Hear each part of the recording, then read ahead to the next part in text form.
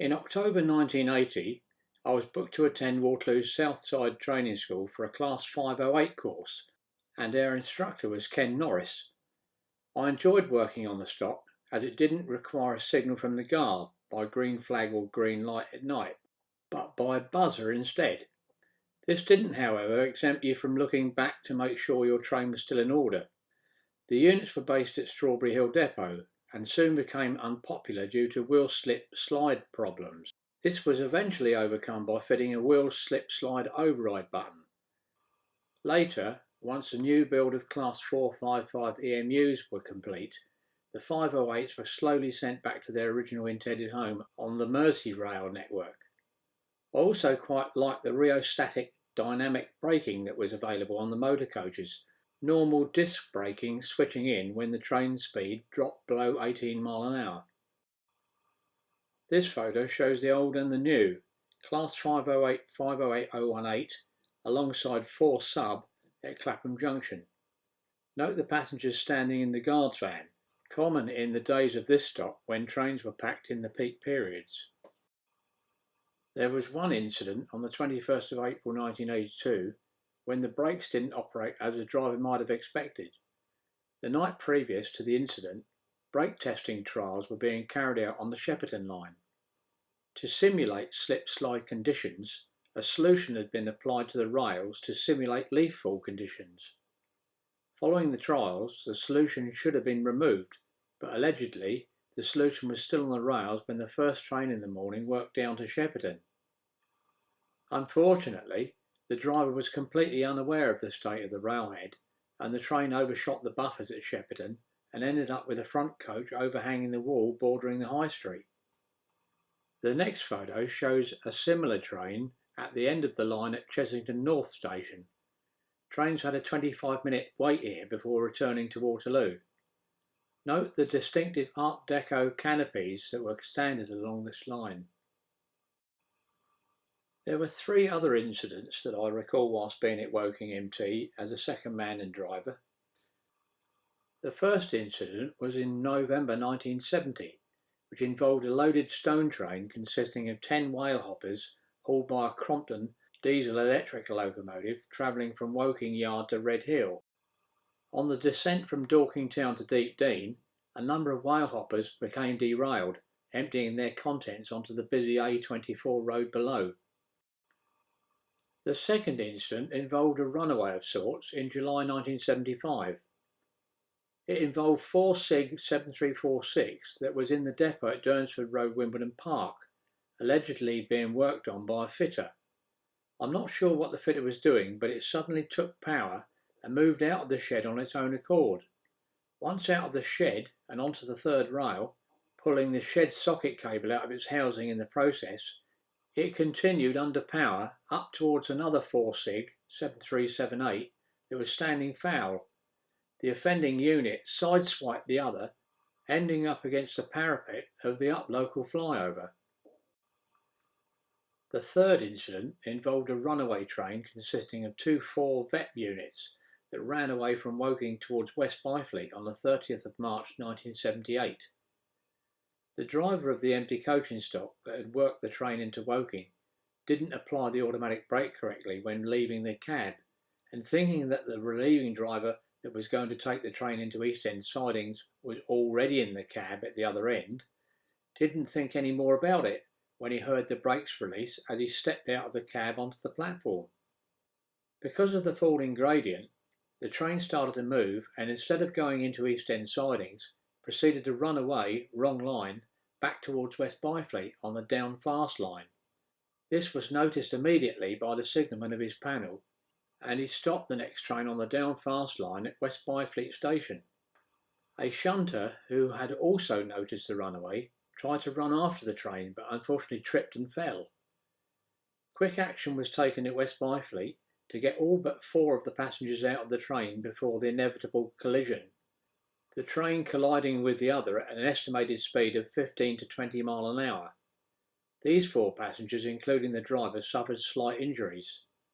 This incident was to come in handy at the training school at Waterloo later as a real-life experience when teaching drivers the correct way to leave a 1963 type EMU cab. This being 1. Apply the EP brake by placing the 3-position brake handle to the full service position. 2. Place the EP auto brake selector switch to the auto position. 3. Observe the auto brake applies on the brake cylinder pressure gauge to 50 psi and brake pipe needle on duplex gauge drops below 50 psi. 4. Place the master switch to off and remove the EP key. 5. Return the driver's brake handle to the running release position. 6. Observe the brake cylinder pressure is holding at 50 psi. On the 29th of July 1981, Lady Diana Spencer and Charles Prince of Wales were married, and the first part of their honeymoon was to be spent at Broadlands near Romsey in Hampshire, which was the former home of Lord Mountbatten. Hundreds of people turned out to see the Royal Train, and my wife Pauline and I and our neighbours Liz and Colin Stovald, their children and some of their friends went to Brookwood Station to see it go by. The train was hauled by Class 73/1 Electro Diesel 73142, aptly named Broadlands, with the head code CD signifying the initials of Charles and Diana. In July 1982, ASLEF called a strike for 2 weeks, a conflict with management regarding the introduction of flexible rostering. One of the weeks I should have been on the big Bomo turn for 2 of the days, so not only did I lose 2 weeks' pay, but also 2 days' mileage. However, I had a lot of work to do at home, so this turned out to be a blessing in disguise. I also did a decorating job at my neighbour's house, which also helped pay the bills. I'm not sure now who won the argument, but I do know that we started flexible rostering on Monday the 4th of September 1982. This meant that on an early turn you could start work at any time between the hours of 0001 and 12 midday, and for late turn any time between 12 midday and 23:59. Sometimes when working on ballast trains on nights or weekends, you might not move your train for hours, and sitting in one position would become quite uncomfortable. To alleviate this, you'd either stretch your legs out onto the desk or lay on the floor to try to get some shut-eye. However, stretching out whilst remaining seated did pinch a nerve and make your legs go numb.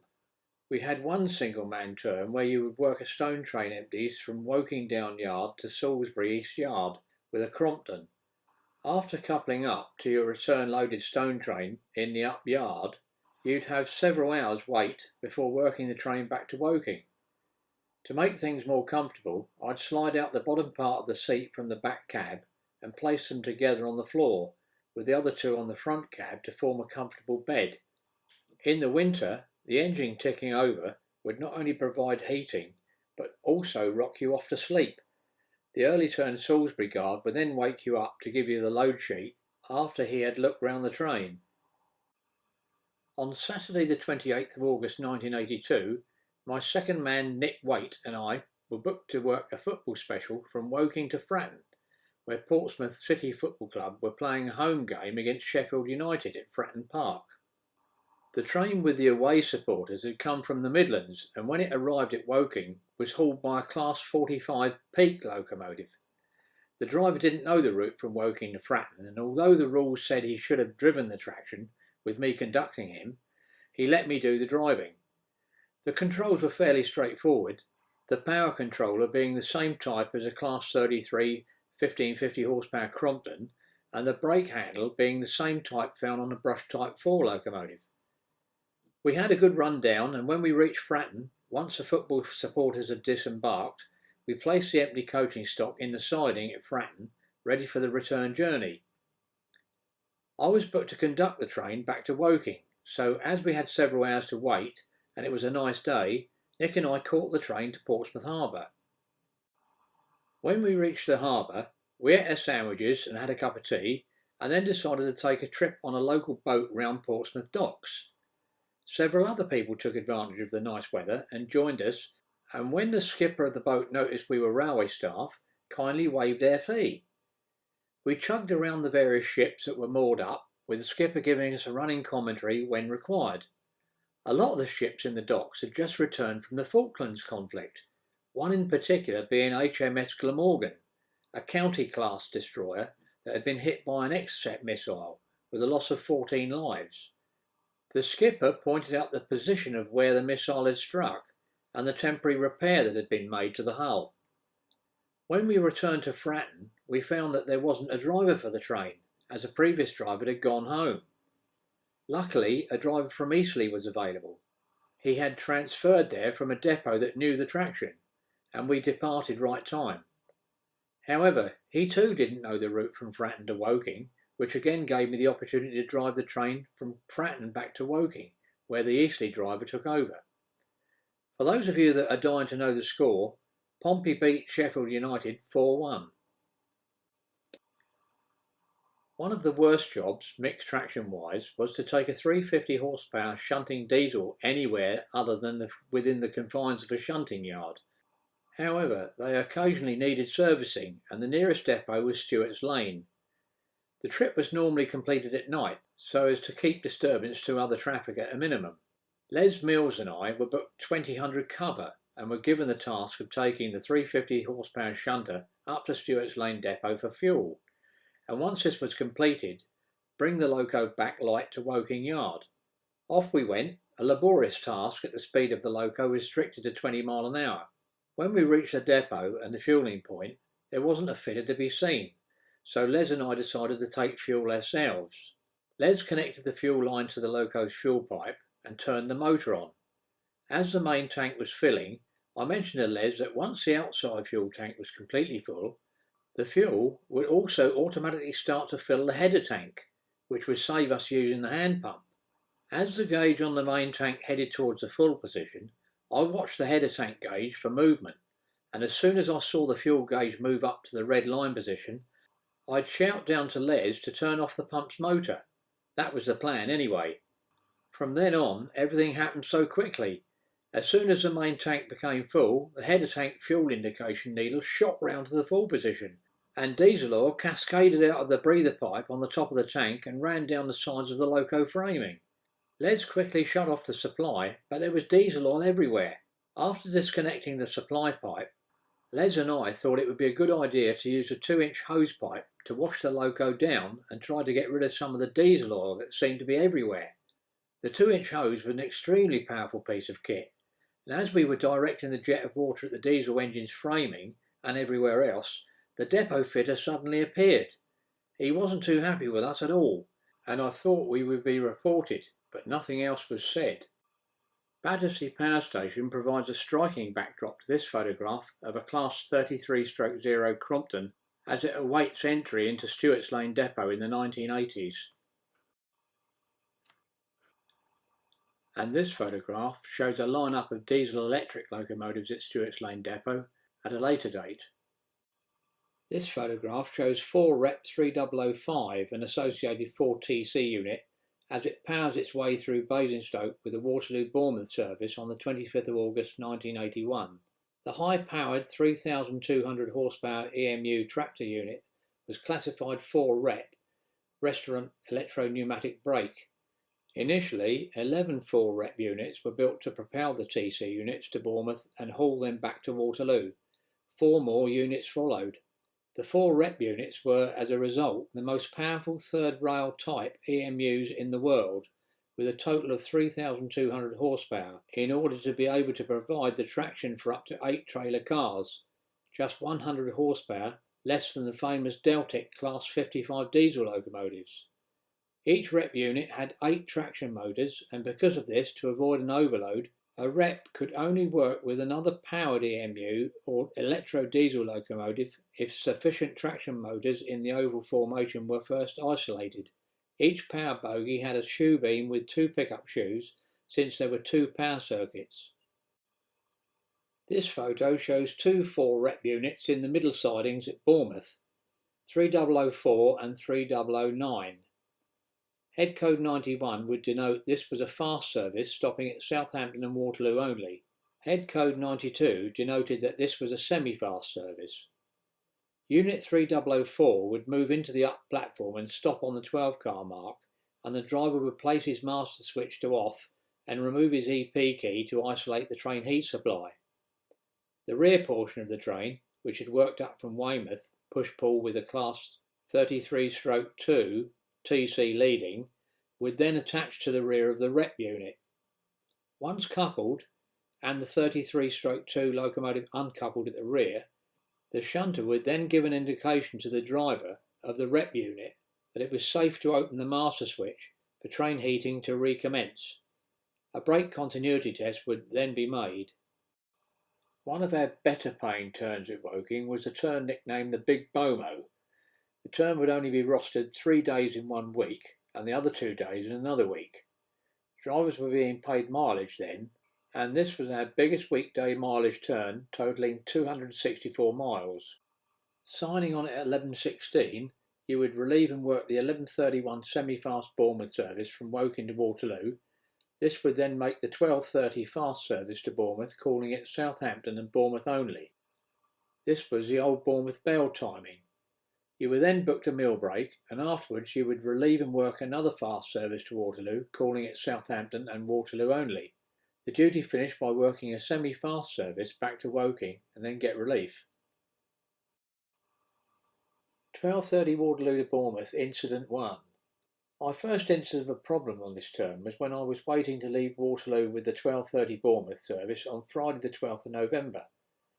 After performing the necessary brake tests, an American gentleman knocked on my non-driver's side cab window, who was standing on platform 13, and when I slid the window open, he asked me where the engine was. I explained to him that the train was made up of 2 4-car TC trailer coaches and a 4-rep 3,200 horsepower tractor unit situated at the rear of the 12-car train. He seemed quite happy with my explanation and disappeared from my view.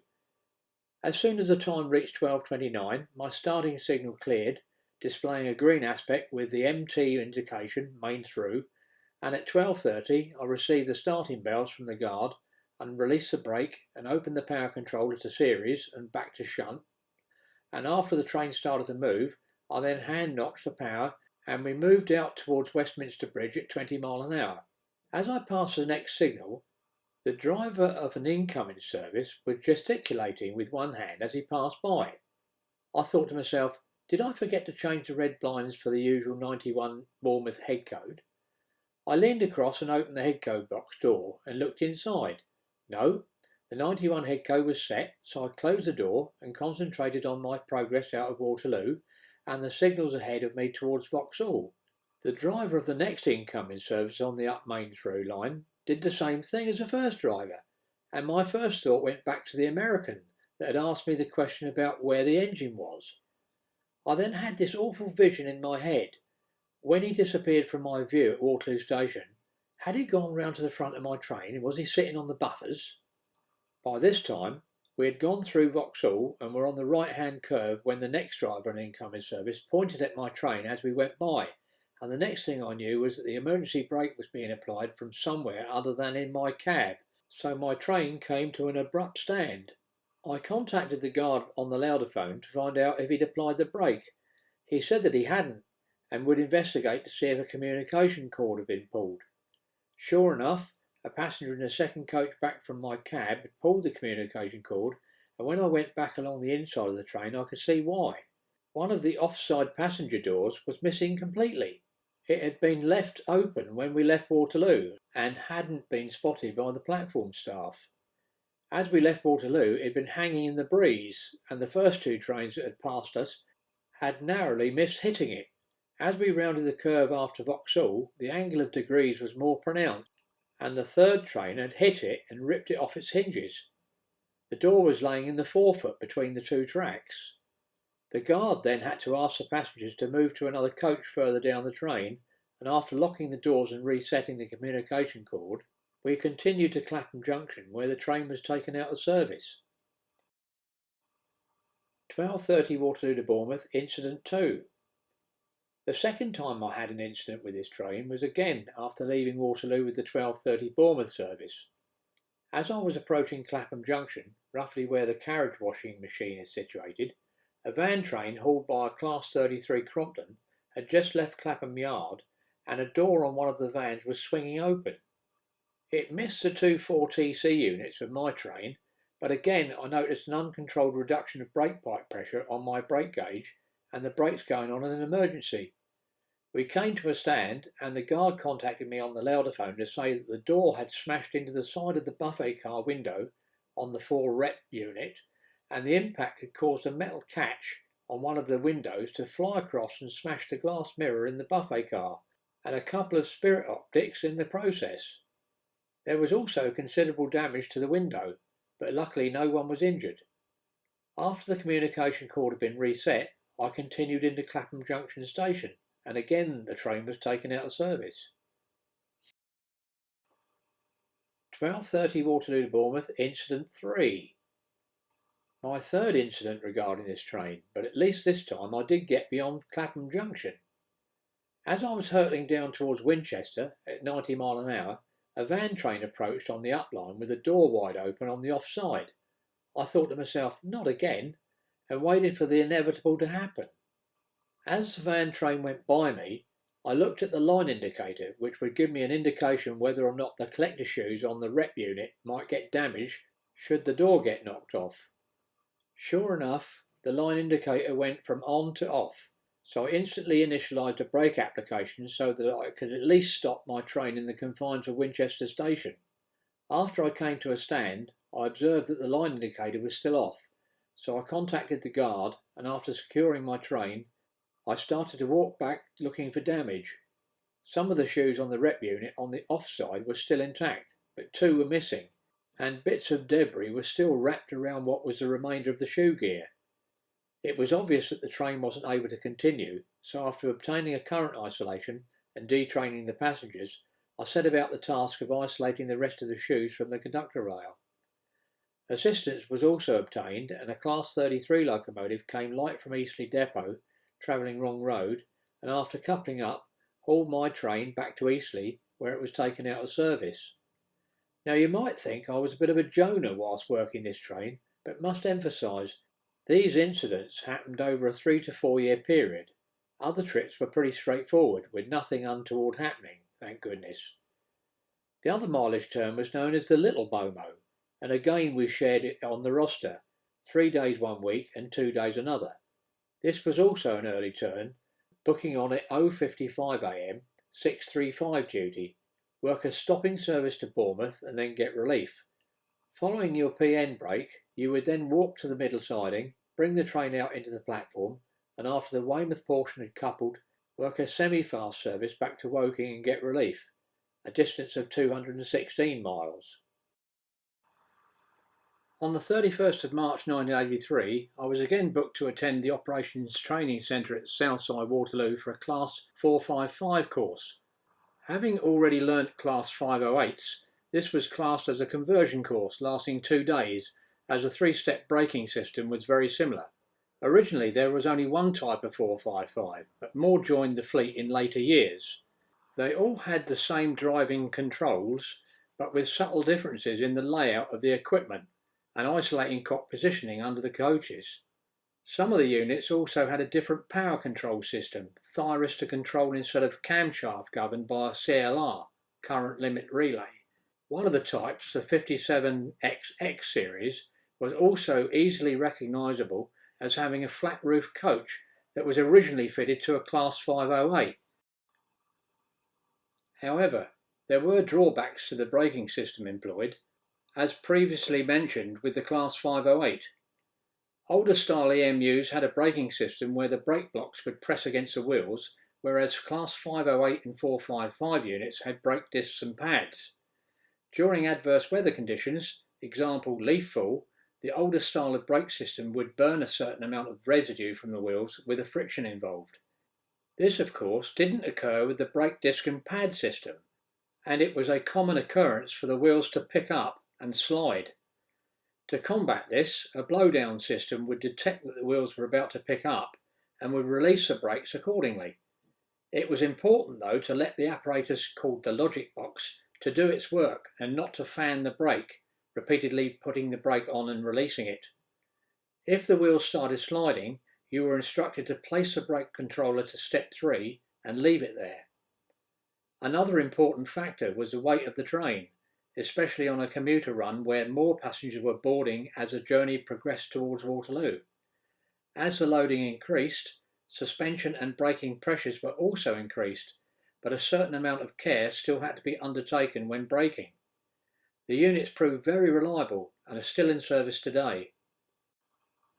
I once worked an officer's special from Aldershot to Waterloo via Guildford and Cobham with a Class 73/1 electro-diesel locomotive. The General Manager's saloon coach had its own driving cab, similar to a 1963 unit, and I drove the unit from this cab from Aldershot to Guildford. Fred Smith was the inspector with me, and it felt quite strange to listen in to the conversation of the top brass that were assembled round the meeting table. As we approached Guildford, Fred, whispering in my ear, asked me if it was possible for the train to go up to Waterloo via Cobham from any of the platforms that we could have entered. I informed him that it wasn't possible as we could only enter platforms 4, 5, 6 and 7 and platform 8, and we would be required to shunt into the tunnel and proceed back up to platform 3, the up Cobham. I was booked 1500 cover one day, and the acting running foreman came into the mess room and asked me to take a Class 47 locomotive light to Waterloo, as one of the locomotives that was to work the Exeter service had broken down. My second man and I walked across to Hurdles Road siding, where the locomotive was berthed, and following a quick preparation, made our way behind the ground signal in the up yard. I decided to let my second man do the driving, as he was already passed for driving on Class 33 traction, and once the ground signal cleared, we made our way towards the London end of Woking Station on the up local line. At the same time, an empty coaching stock train had come out of the East End sidings and had started away from the down-through platform towards London. We both had green signals ahead, and it wasn't long before we were moving at the same speed as we headed towards West Byfleet. We both continued at the same pace until we reached Hersham, where the signals became repeating signals because of their distance apart. At Esher, our signal became 2 yellows and repeated 2 yellows, whereas the ECS train had green aspects. Unfortunately, although my second man had started braking, it wasn't sufficient, and we hadn't reduced the speed of our locomotive enough before the next signal, which was at caution. The empty coaching stock train was now disappearing fast, and it wasn't realised until too late that we weren't going to stop before reaching the next signal, which was at danger. We ran past the red signal a couple of locomotive lengths, stopping before the track circuit, which was situated in front of the next set of facing points. I said to my second man, "Go back to the signal telephone and tell the signalman that we slipped by the signal." As he was doing so, I noticed the facing points in front move across to allow us to go from the up local to the up through line. My second man came running back and said that the signal showed 1 yellow with diversion lights, and after he climbed aboard, we continued on our way to Waterloo.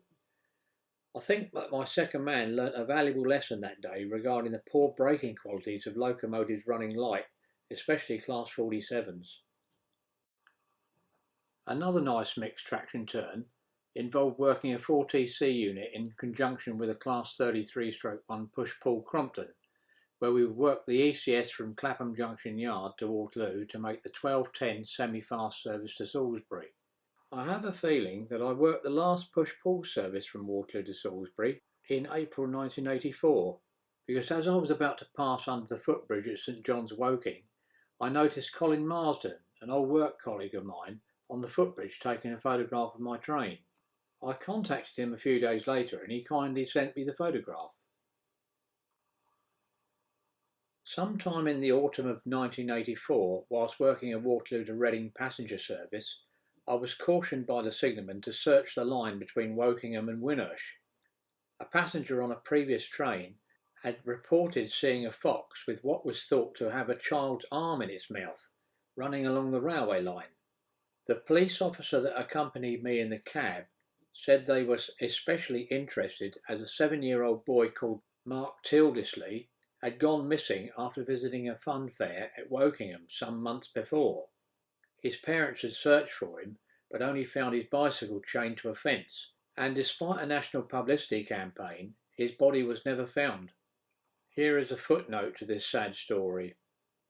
In 1989, Mark's disappearance was linked to the Operation Orchid investigation into missing children, and in 1990, as part of this investigation, it emerged that on the night he disappeared, Mark had been abducted and murdered by a London-based paedophile gang led by Sidney Cook. A member of the gang, Leslie Bailey, was charged with murder in 1991 and was given 2 life sentences. After pleading guilty to manslaughter the following year, he was murdered in prison in 1993.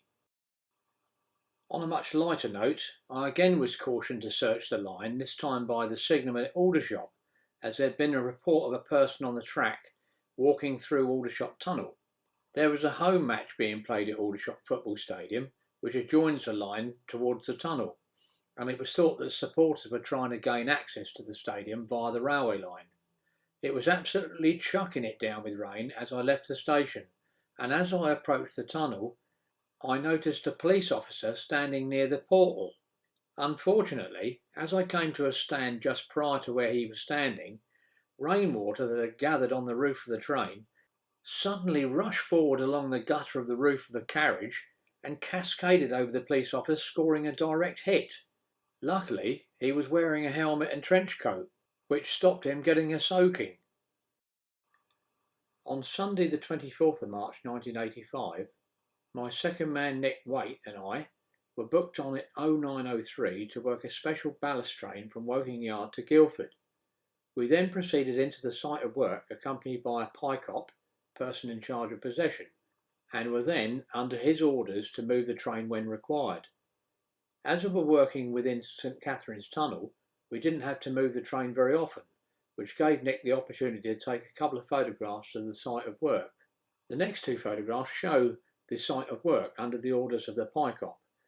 The engineering train, headed by Class 33/0 33062, outside St Catherine's Tunnel, between Guildford and Shalford Junction. There are 2 tunnels, St Catherine's, bored through layers of sandstone, and the other bored through layers of chalk. This photo shows a 73/1 electro diesel, number 73134, waiting in the down local platform at Woking before leaving with the 2252 Waterloo Southampton on the 4th of November 1977. Primarily a parcels working, it also carried coaching stock for the few travellers who wanted the ride.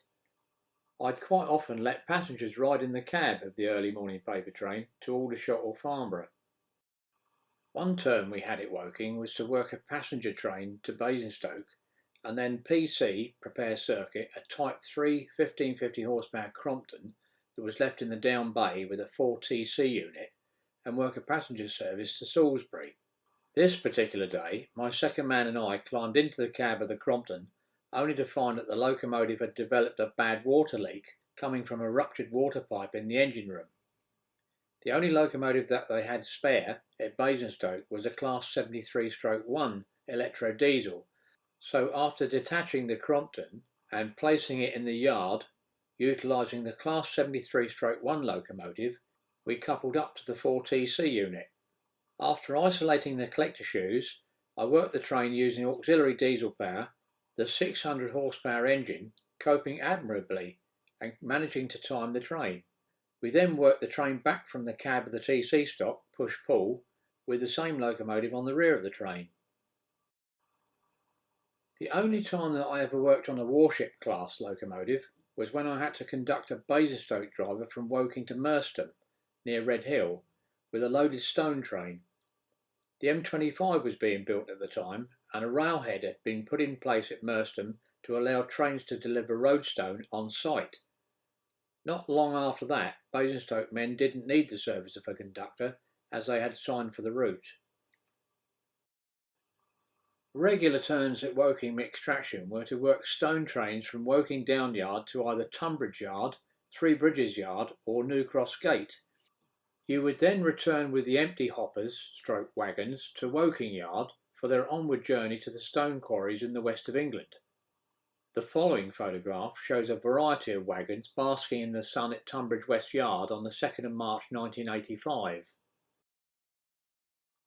This photo shows 33/2 number 33208 waiting at the exit signal from Redhill down Tunbridge branch sidings. The train is a 7:40 Redhill Yard to Godstone Tip. It is made up of Grampus wagons loaded with ballast spoil to be unloaded in the former brickworks clay pit. Resplendent in trainload freight construction markings, Class 33/0 number 33033 stands at South Godstone CCE Tip, located in the old brick pits beside the Redhill to Tunbridge line. The locomotive is waiting to depart with the 1420 to Tunbridge West Yard, formed of empty Grampus wagons which would have arrived loaded from Redhill with ballast spoil. The waste stone was unloaded and cleaned at this location before being sold on as a sub-base and roadstone. Another type of train that needed careful handling was this long welded rail train seen at Tunbridge West Yard. This type of train was restricted to 25 miles an hour for obvious reasons. Thankfully, I've never had to experience anyone jumping in front of my train intentionally, but two instances of near misses spring to mind. The first was when I was working an ECS train consisting of 2 4 subunits from Waterloo to Kingston via Norbiton, and as I was passing through Norbiton station, I noticed a plate layer standing in the forefoot on the bridge of the other side of the station. I sounded the two-tone horn as a warning, but instead of moving to the adjacent line, he didn't move out of the way. He assumed wrongfully that I was going to stop in the platform. By this time, I was almost through the platform, and then to his horror, and realising the danger he was in, he flattened himself against the bridge parapet. I'd let go of the dead man by this time, and luckily my train missed him by inches. The second incident was when I was working a Guildford to Waterloo via Ascot service. It was quite a foggy morning, and as I was passing through North Sheen, I saw a woman in the forefoot on the down line walking towards Mortlake Station. I sounded the two-tone horn as a warning, but she continued walking, so I applied the emergency brake and came to a stand some 400 yards past her. I looked back down the off side of my train, but she was nowhere to be seen, but through the mist I could see a train leaving Mortlake Station coming towards us. I quickly opened the emergency cabinet that contained red flags and detonators and started waving a red flag at the approaching train from the cab window. Luckily, the driver saw me in time and brought his train to a stand adjacent to my cab, and I explained the situation to him. As far as I'm aware, the lady must have returned to the platform at North Sheen Station. Woking crew Dick Bullen and Doug Dunstall head off to Salisbury with the Class 33/0 number 33025 Sultan on the 4th of October 1986, hauling a Woking Home special charter. One of our regular routes at the depot was to Alton. It was whilst working one of these turns from Alton to Waterloo that proved to be the turning point in my railway career. As mentioned in my earlier chapters, I didn't like using the EP electro-pneumatic brake and always used the Westinghouse brake. I found it a challenge and would always use it whether the train consisted of 4, 8 or 12 cars. One of the instructors at the Southside Training School, Phil Eake, would quite often catch this service and would ride in the cab with me to Waterloo. Phil had previously been a driver at Farnham and we got on very well. I think Phil was quite impressed with my driving and stopping skills using the Westinghouse brake, and when we reached our destination, asked me if I'd be interested in becoming an instructor myself, and up until this point I hadn't given it a thought. I said to Phil that I would indeed welcome the opportunity, and Phil said that he would make inquiries. A couple of days later, Phil contacted me and said that I should write a letter to my depot master to apply for a position at Southside, and this I duly did. On the 6th of February 1987, I received an acknowledgement from Roy Vigers, who was the acting depot master at the time, to say that he had forwarded it to the training school along with a recommendation. Several months went by, and on Friday the 8th of August, while standing spare, Bill White, who was then Chief Traction Inspector, came into the room and said that he needed me to work a passenger service to Alton and back, and that he was going to ride with me. When the next service for Alton ran into Woking, I performed the necessary splitting procedure, the Waterloo Basingstoke Alton Services split at Woking in those days, and after uncoupling the train and the front part had left, I got ready to work the rear part to Alton. Once their signal had cleared and after receiving the guard signal to depart, we left Woking, next stop Brookwood. Whilst we were travelling along, Bill chatted away about the training school and the possibility of me joining it as an acting instructor, with the emphasis on the word if. Example, if you come to the training school, etc. As per usual, I flicked the EP auto brake switch to the auto position and after shutting off power and coasting towards Brookwood station, proceeded to brake the train to stop on the 4-car mark on the down platform.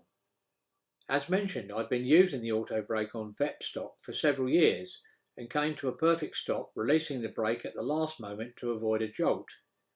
Bill must have been impressed because when we chatted about the training school from then on, the emphasis was on the word when. Example, when you come to the training school. The rest of the trip also went according to plan, and Bill and I mostly chatted about fishing, as I knew he was a keen fisherman. Things started to happen very fast from then on, as the following Monday, 10th of August, I was booked to attend Waterloo Southside Training School for an interview with the principal, Tony Skilton. My interview with Tony Skilton and Cyril Sweet went very well, and afterwards I was told the job was mine. The rest of the week I was booked late turns, nights, and on Thursday the 20th of August I went late night shopping to Marks and Spencer's for some new clothes for my new job as an acting instructor starting on Monday the 24th of August 1987.